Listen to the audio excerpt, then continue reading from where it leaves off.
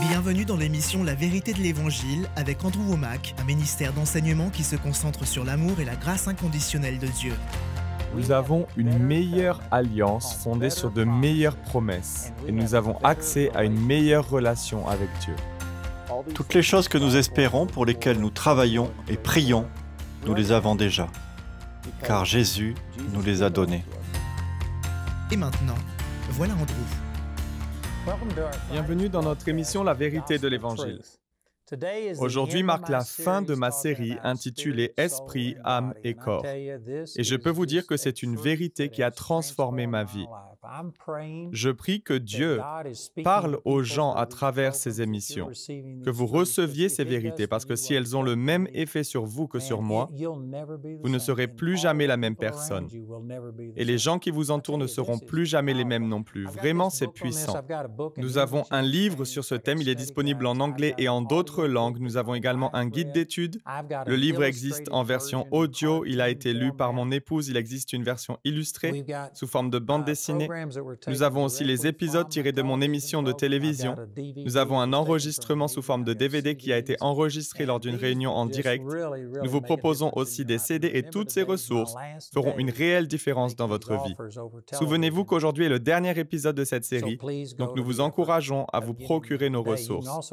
Vous pouvez aussi vous rendre sur notre site internet ou nous contacter pour recevoir gratuitement les liens qui vous permettront de télécharger les versions MP3.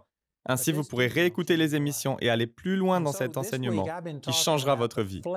Donc, cette semaine, j'ai parlé de l'opposition qui existe entre la chair et l'esprit. Les Écritures enseignent que ceux qui vivent selon la chair ne sauraient plaire à Dieu. L'affection de la chair, c'est la mort, tandis que l'affection de l'esprit, c'est la vie et la paix. Marchez selon l'esprit et vous n'accomplirez pas les désirs de la chair. Car la chair a des désirs contraires à ceux de l'esprit et l'esprit en a de contraires à ceux de la chair. Ils sont opposés entre eux, afin que vous ne fassiez point ce que vous voudriez. Tout cela décrit le combat entre la chair et l'esprit. Et j'ai passé beaucoup de temps cette semaine à tenter de définir ces mots parce qu'il s'agit de termes que beaucoup de gens n'utilisent pas dans la vie courante et comprennent mal. Je n'ai pas le temps de retourner en arrière, mais cela signifie simplement qu'il y a un combat entre la partie de vous qui est née de nouveau et votre moi charnel.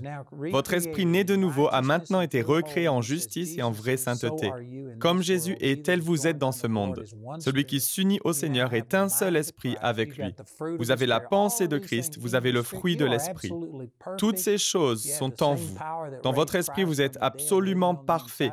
Vous avez en vous la même puissance que celle qui a ressuscité Christ d'entre les morts. Mais tout cela est enveloppé d'un corps, d'une chair mortelle. D'ailleurs, laissez-moi revenir sur ces vérités et vous lire un verset. Je ne l'ai pas encore utilisé, mais c'est dans 2 Corinthiens chapitre 4, verset 7. Il est dit « Nous portons ce trésor dans des vases de terre, afin que cette puissance extraordinaire soit attribuée à Dieu et non à nous. » Le trésor dont il est question ici est notre esprit né de nouveau, qui est identique à Jésus. Il a sa pensée, sa puissance, son onction, sa foi, toutes ces choses dont nous avons parlé, mais il se trouve dans un vase de terre. Ce vase de terre est notre corps qui a des faiblesses, qui a des limites. Il comprend aussi notre âme qui a un manque de compréhension, qui a pu recevoir un mauvais enseignement, qui a adopté de mauvaises attitudes, etc. Nous portons ce trésor dans des vases de terre. Vous êtes absolument formidable dans le domaine spirituel si vous avez fait de Jésus votre Seigneur. Vous avez été totalement changé et vous êtes une toute nouvelle personne, mais pour que cette nouvelle nature se manifeste, elle doit passer par le domaine de l'âme, par votre partie mentale et émotionnelle et par votre corps. Saviez-vous qu'au moment de ma nouvelle naissance, à l'âge de 8 ans, mon esprit était identique à ce qu'il est aujourd'hui. Mon esprit n'a pas grandi, il n'a pas changé, on ne lui a pas injecté davantage de puissance. À l'époque, j'avais déjà à l'intérieur de moi la même puissance qui a ressuscité Jésus-Christ d'entre les morts. Mais il y a bien eu un changement. Le changement a été dans le renouvellement de mes pensées. J'ai étudié la parole, Dieu m'a enseigné. Je comprends maintenant des vérités que j'ignorais auparavant. Les Écritures disent dans Proverbes chapitre 23, verset 7, car il est comme les pensées de son âme. Et parce que j'ai renouvelé mes pensées, j'ai été changé. Selon Romains 12:2, je suis transformé par le renouvellement de mon intelligence, afin de discerner et de rendre manifeste la volonté de Dieu, ce qui est bon, agréable et parfait. Parce que j'ai fait cela dans le domaine de l'âme, j'ai appris à céder à Dieu et à coopérer avec lui. Il m'a enseigné des principes qui permettent au trésor qui est dans ce vase de terre de se manifester. Et nous voyons de grandes choses se produire. Il y a à peine quelques semaines, nous avons vu un bébé ressuscité d'entre les morts. J'ai déjà apporté ce témoignage. Nous voyons de grands miracles se produire. Mais comprenez que j'ai exactement le même esprit que vous si vous êtes nés de nouveau. C'est l'esprit du Christ. Mon esprit n'est pas en train de grandir, il ne change pas. Ce qui fait la différence, c'est le fait que je renouvelle mon intelligence et que je soumets la chair. Je contrôle ma chair, ou comme l'a dit Paul, je renie ma chair. Je fais mourir les actions du corps. En d'autres mots, il a renoncé à gérer sa propre vie. Il a laissé le contrôle à Dieu sur son nouveau moi qui a été recréé à l'image de Dieu. Il a laissé le Seigneur contrôler sa vie au lieu de la contrôler lui-même. Je dis toutes ces choses afin d'illustrer l'opposition entre la chair et l'esprit. L'opposition entre une personne qui vit selon sa propre sagesse, selon ses propres talents, ses propres capacités, qui ne dépend que d'elle-même, et une personne qui vit par l'Esprit de Dieu. Le Seigneur veut que vous vous dépassiez. Il y a beaucoup de gens qui regardent cette émission qui ont limité ce que Dieu peut faire dans leur vie. Vous pensez, mais je n'ai pas les qualifications requises, je n'ai pas les capacités. Mais si vous n'essayez pas de faire quelque chose qui vous dépasse, alors vous n'avez pas encore trouvé la volonté de Dieu pour votre vie. Dieu ne va pas se contenter de vous demander de faire pour lui ce que vous pouvez faire par vous-même. Dieu vous appelle à faire quelque chose de bien plus grand que vous, qui vous oblige à être dépendant de lui. Écartez-vous du chemin et laissez-le accomplir sa destinée à travers vous. C'est de cette manière que Dieu vous parlera. Laissez-moi vous donner un exemple. Dans le 2e chapitre de l'Évangile de Jean, c'est la toute première fois que Jésus apparaît à Jérusalem pour y exercer son ministère, après avoir été oint de l'Esprit Saint. C'est après être allé sur la montagne où il a été tenté. Et quand il en est redescendu, nous sommes dans Jean chapitre 2 au verset 23, pendant que Jésus était à Jérusalem lors de la fête de la Pâque, beaucoup crurent en lui en voyant les signes miraculeux qu'il faisait. Ce passage ne nous dit pas de quel miracle il s'agissait. La Bible énumère un grand nombre de miracles, mais Jean a dit Jésus a fait encore beaucoup d'autres choses. Si on les écrivait en détail, je ne pense pas que le monde entier pourrait contenir les livres qu'on écrirait. Jésus a fait de nombreuses choses qui n'ont pas été rapportées dans les Écritures. Ici, il nous est simplement dit que beaucoup crurent en lui en voyant les signes miraculeux qu'il faisait. Et au verset 24, il est écrit « Mais Jésus n'avait pas confiance en eux, parce qu'il les connaissait tous. Il n'avait pas besoin qu'on le renseigne sur les hommes, car il savait lui-même ce qui est dans l'homme. » Si vous vous arrêtez un instant pour réfléchir à ce qui vient d'être dit, c'est vraiment étonnant. C'est radicalement différent de la façon dont la plupart des gens pensent aujourd'hui.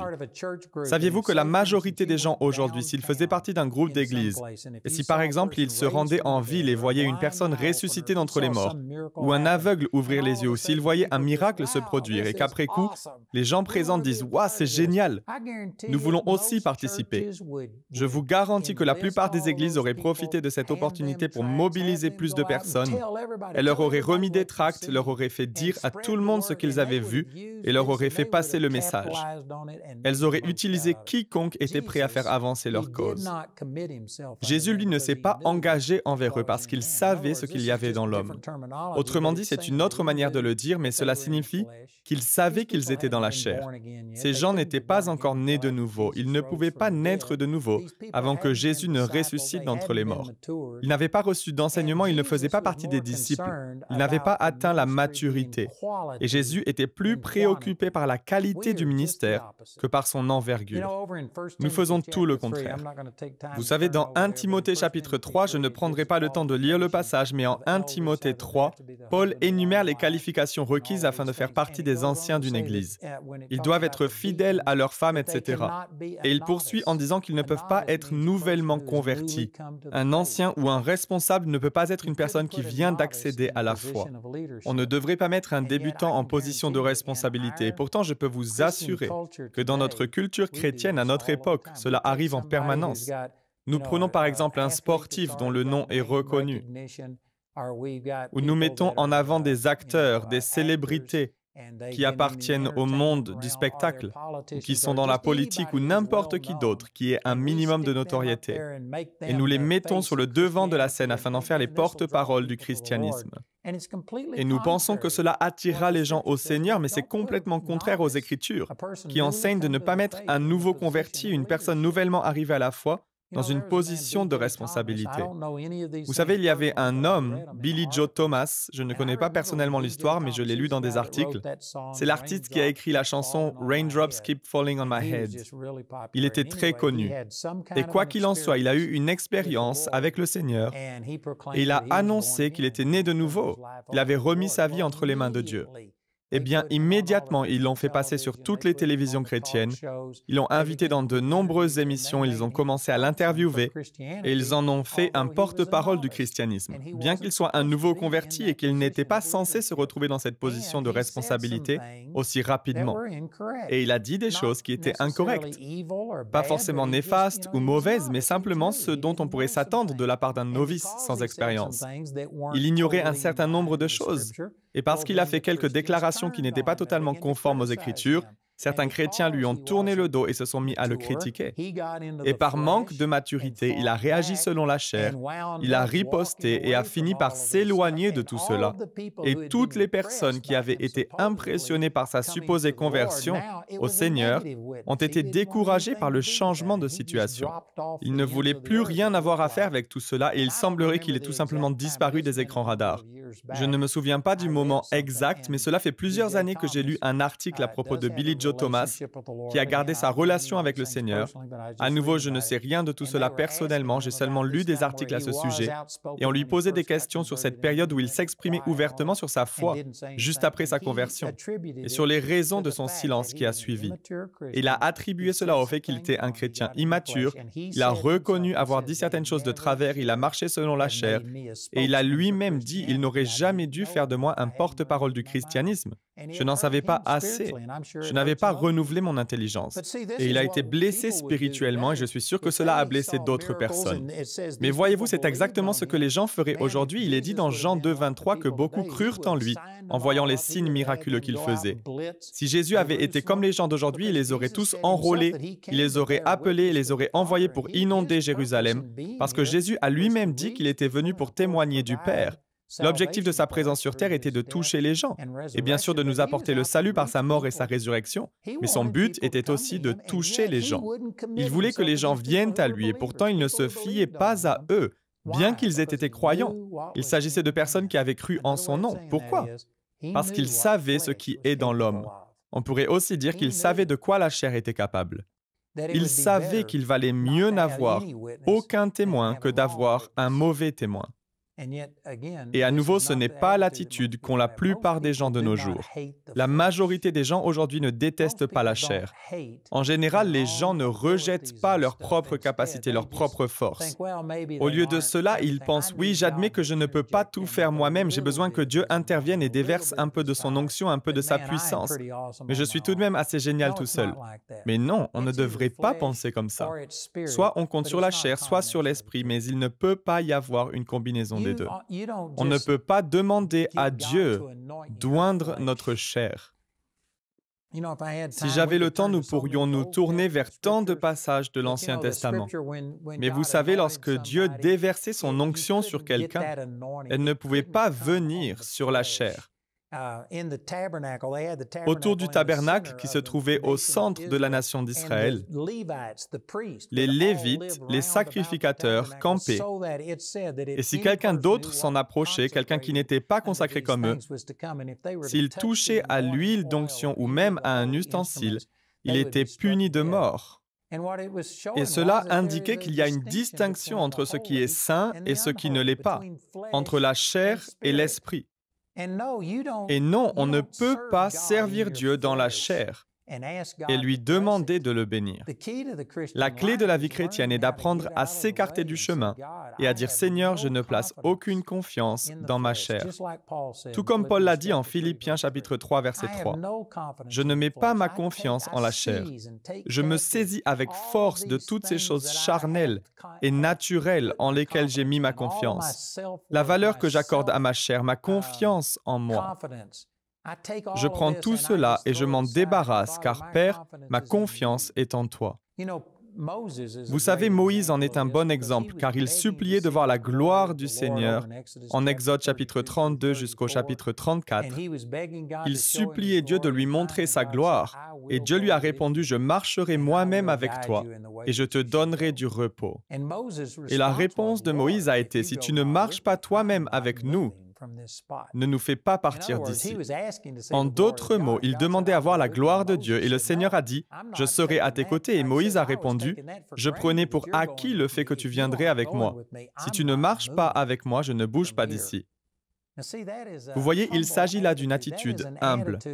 C'est l'attitude d'un homme qui dépend de Dieu. « Seigneur, je ne bouge pas d'ici à moins que tu ne me dises ce que je dois faire. » Et pourtant, ce n'est pas la manière d'agir de la majorité des gens. La plupart des gens vont demander à Dieu de les guider et si Dieu ne leur parle pas immédiatement, leur réponse est « Eh bien d'accord, je vais le faire tout seul, je me débrouille. » Et ils finissent par mettre un désordre pas possible. Et après avoir causé un certain nombre de dégâts, ils reviennent à Dieu en disant « Oh Seigneur, s'il te plaît, aide-moi. » Et ils demandent à Dieu de les sortir de ce gâchis. Et parce que Dieu nous aime tellement, il nous aidera même si nous déraillons et agissons par nous-mêmes indépendamment de lui. Mais il vaut bien mieux adopter l'attitude de Moïse en disant « Dieu, je ne bouge pas d'ici si tu ne viens pas avec moi. » Vous savez, lorsque nous étions en train de terminer la rénovation de ce bâtiment à Colorado Springs, que j'avais acheté pour 3,2 millions de dollars, prix auquel j'ai dû rajouter 3,2 millions de dollars de travaux de rénovation afin que nous puissions nous en servir pour notre école biblique Charis, le Seigneur m'a dit que j'allais pouvoir tout payer sans contracter de dette. Et à cette époque, nos revenus étaient bien inférieurs à ce qu'ils sont aujourd'hui. Dans le naturel, c'était absolument, totalement impossible. Mais j'étais confiant que cette parole venait de Dieu. Je l'ai donc partagée avec mon personnel, je leur ai dit que nous allions aller au bout de ce projet, sans s'endetter. Et bien sûr, il était évident que je devais en parler à nos partenaires. Je devais leur faire savoir ce qu'il se passait et leur écrire pour leur exposer la situation. Je savais que je devrais le faire, mais la raison pour laquelle je raconte cette histoire est pour expliquer pourquoi je ne l'ai pas fait tout de suite. Je ne voulais tout simplement pas le faire selon la chair, je ne voulais pas me reposer sur ma propre sagesse, sur mes propres forces. Je ne voulais pas communiquer à ce sujet juste parce que nous avions un besoin. J'ai donc attendu environ 4 mois après que le Seigneur m'ait dit que nous n'aurions pas besoin de nous endetter et que mes partenaires financeraient le projet. Je savais qu'au bout du compte, je devrais les informer, mais je ne savais pas comment m'y prendre. Donc j'attendais et je priais. « Seigneur, montre-moi ce que je dois dire, comment je dois procéder. » Et mes employés étaient en train de s'impatienter. Ils demandaient « Quand est-ce que vous allez dire aux gens quels sont les projets et quels sont les besoins ?» Et je savais qu'il fallait que je communique à ce sujet, mais je devais être dirigé par le Seigneur. À nouveau, je n'ai pas les mots exacts pour expliquer exactement le message que je veux faire passer. J'avais besoin d'être inspiré par Dieu et non inspiré par mes besoins. Il y a une différence. Donc j'ai attendu environ 4 mois et demi avant que finalement le Seigneur me dise certaines choses et que je vois clairement ce que j'étais censé dire. J'ai envoyé une lettre à mes partenaires et en 14 mois, nous avons réuni les 3,2 millions de dollars nécessaires à la rénovation sans contracter de dette. C'était la plus grande réponse à mes besoins que j'avais vue jusqu'à ce moment-là. Mais vous savez, si j'avais écrit la lettre et parlé de cela à mes partenaires, motivés par le besoin, plutôt qu'inspirés par Dieu, cela n'aurait pas produit les mêmes résultats. Je me souviens d'une autre anecdote au tout début de notre ministère où je présentais nos besoins de manière timide en m'excusant presque et nous étions en situation de crise. Mes employés me répétaient qu'il fallait informer les gens, que nous étions en faillite et que nous allions devoir fermer boutique si quelque chose ne se passait pas. Le besoin nous imposait de passer à l'action. Mais le même principe était vrai à l'époque et j'ai répondu « Tant que Dieu ne m'aura pas montré comment faire, je ne ferai rien, car je ne sais sais de toute façon pas quoi faire. Donc je n'ai rien fait. Et je sais que beaucoup de gens considèrent cela comme étant irresponsable. Mais je considère que c'est une tentative de marcher dans l'esprit et d'être dirigé, inspiré par Dieu au lieu de me contenter de faire les choses parce qu'il y a un besoin. Donc quoi qu'il en soit, c'est une longue histoire, mais j'ai fait un rêve au cours duquel Dieu m'a dit exactement ce que je devais dire. Je me suis levé et je n'ai même pas écrit une page entière. Je n'ai écrit que quelques paragraphes et j'ai dit exactement ce que Dieu m'avait inspiré. Je l'ai envoyé à 1500 personnes, c'est ce à quoi notre carnet d'adresses se limitait à l'époque. Et en 2 semaines, ces 1500 personnes ont pourvu aux besoins. J'ai oublié le montant exact, mais c'était plus que ce dont j'avais besoin. La provision est arrivée parce que c'était inspiré par Dieu, c'était né dans l'esprit plutôt que dans la chair. On pourrait utiliser tant d'autres exemples, comme celui d'Abraham. Dieu lui a dit qu'il allait avoir un fils qui lui donnerait une descendance aussi nombreuse que les étoiles dans le ciel et que les grains de sable sur le bord de la mer. Et Abraham s'est impatienté. Il a essayé d'aider Dieu et il a eu un enfant selon la chair. Il a enfanté Ismaël. Il est allé vers la servante de sa femme Sarah pour avoir une relation avec elle et elle a eu un fils. Mais ce n'était pas le fils de la promesse. Et les Écritures, particulièrement Galates 4, mais il y a un certain nombre de passages dans la Bible qui parlent de l'enfant né selon la chair qui n'héritera pas avec l'enfant de la promesse. Cet enfant de la chair, Abraham l'a conçu par ses propres forces, dans le domaine naturel. Et cela a produit un Ismaël, qui est le père de toutes les nations arabes. Donc le conflit arabo-israélien que nous voyons aujourd'hui est lié au fait qu'Abraham ait agi dans la chair. Il essayait pourtant d'accomplir un désir juste. Dieu lui a promis qu'il aurait un enfant, donc il essayait d'avoir un enfant. Mais il l'a fait selon la chair plutôt que par l'esprit. Et cela lui a causé un grand chagrin. Il y a eu un conflit entre Agar et Sarah. Il y a eu un conflit entre Isaac et Ismaël. Il y avait la division et des milliers d'années plus tard, cette décision prise selon la chair a encore un impact sur le monde. Donc nous pouvons soit faire les choses selon Dieu, soit les faire selon la chair, de manière charnelle et naturelle. Et c'est triste à dire, mais la plupart des gens avancent dans la vie en se reposant sur leurs propres capacités plutôt que sur l'esprit. Si vous saisissez cet enseignement et si vous comprenez que dans l'esprit, vous avez la pensée de Christ, vous avez la puissance surnaturelle de Dieu, cela fera une réelle différence dans votre vie. Une fois que vous commencez à comprendre ces vérités, engagez-vous à vivre selon l'esprit. Même si la chair, le domaine naturel, se met à vous hurler au visage, même si vous vous trouvez dans une situation critique et urgente, restez calme et refusez de laisser les circonstances vous dicter ce que vous devez faire. Vivez selon l'esprit, marchez dans l'esprit plutôt que dans la chair. Sincèrement, ce que je partage avec vous n'est pas compliqué. C'est vraiment simple. C'est aussi simple que de se fier et de mettre sa confiance en qui vous êtes en Christ et d'apprendre à vivre selon l'esprit plutôt que selon la chair. C'est simple, mais ce n'est pas facile. La chose la plus difficile que vous ferez est de parvenir à marcher selon l'esprit, c'est-à-dire par la parole de Dieu. Les paroles que je vous dis sont esprit et vie, a dit Jésus en Jean 6, 63. Vous devez commencer à vous laisser contrôler par la parole de Dieu, c'est-à-dire à être contrôlé par l'esprit, plutôt que par vos réactions impulsives et votre chair. Au lieu d'essayer de tout faire et réparer par vos propres forces, au lieu d'essayer d'ouvrir les portes par vous-même, apprenez à marcher selon l'esprit plutôt que selon la chair. Cela transformera littéralement votre relation avec Dieu. J'ai encore plein d'éléments à partager sur ce thème, tout est dans ce livre. Je vous encourage vraiment à vous le procurer, je vous assure que cet enseignement peut transformer votre vie comme il a transformé la mienne. Le programme d'aujourd'hui fait partie de la série Esprit, âme et corps. Nous espérons que ce message vous a béni. Notre ligne téléphonique est ouverte aux heures indiquées à l'écran. Appelez-nous si vous avez des questions sur ce programme, si vous avez besoin de prière ou si vous désirez commander l'un de nos enseignements. Vous pouvez nous contacter au numéro qui s'affiche à l'écran.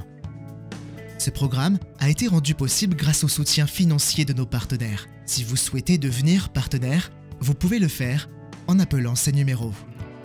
Nous vous proposons un livre sur le même sujet que l'émission d'aujourd'hui, intitulé « Esprit, âme et corps », que vous pouvez vous procurer pour 14 €. Vous pouvez aussi opter pour les fichiers audio MP3 et vidéo MP4 sur clé USB pour 24 €. Le guide d'études est pour l'instant seulement disponible en anglais. Il inclut le contenu du livre ainsi que des questions en rapport avec chaque sujet abordé afin d'étudier seul ou en groupe. Pour tous nos téléspectateurs qui se trouvent en dehors de l'Europe, tous les produits que nous vous présentons sont disponibles grâce à nos bureaux dans votre région. Vous pouvez les contacter grâce aux détails qui s'affichent sur votre écran afin de connaître le prix dans leur monnaie locale. Andrew a à cœur que chacun puisse écouter ou regarder ce programme à sa convenance et puisse le partager avec d'autres. Si vous ne pouvez pas vous permettre d'acheter les CD ou DVD, nous vous enverrons un lien afin de télécharger gratuitement l'enseignement de cette semaine en version audio MP3. Notez que vous ne pouvez profiter de cette offre qu'en appelant notre ligne téléphonique. Vous pouvez nous appeler dès maintenant au numéro qui s'affiche sur votre écran. Nous nous ferons un plaisir de répondre à vos questions, de prier avec vous ou de vous aider à commander l'un de nos enseignements. Notre ligne sera ouverte pendant les heures inscrites à l'écran. Nos opérateurs téléphoniques répondront en français ou en anglais selon les informations qui se trouvent sur cette annonce. Toutes les ressources d'Andrew en français se trouvent dans les boutiques en ligne des sites internet de nos bureaux affichés à l'écran. Vous pouvez également nous joindre par email en français et en anglais aux adresses qui s'affichent sur votre écran. Nous espérons avoir de vos nouvelles.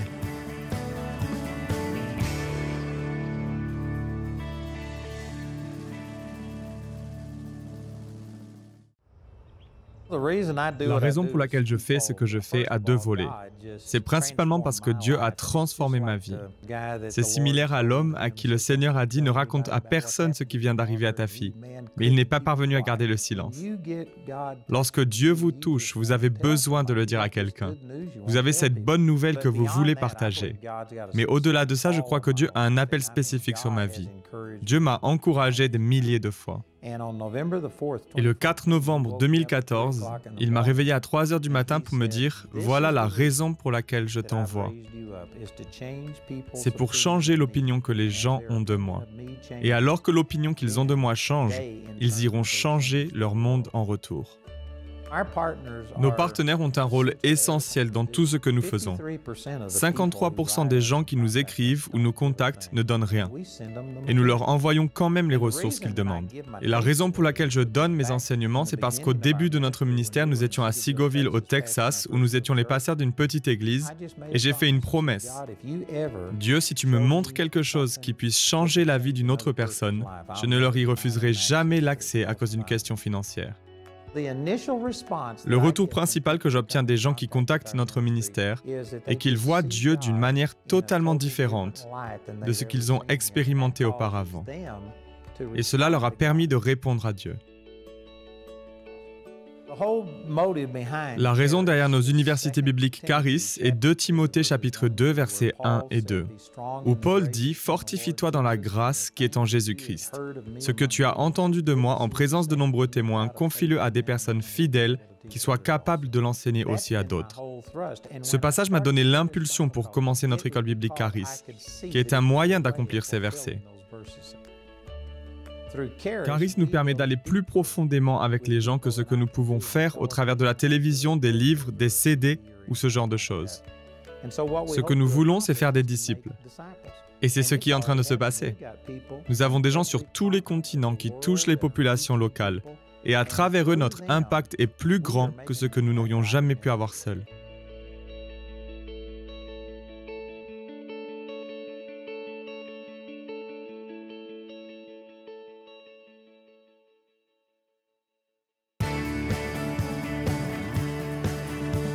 Rejoignez-nous pour plus d'émissions La Vérité de l'Évangile.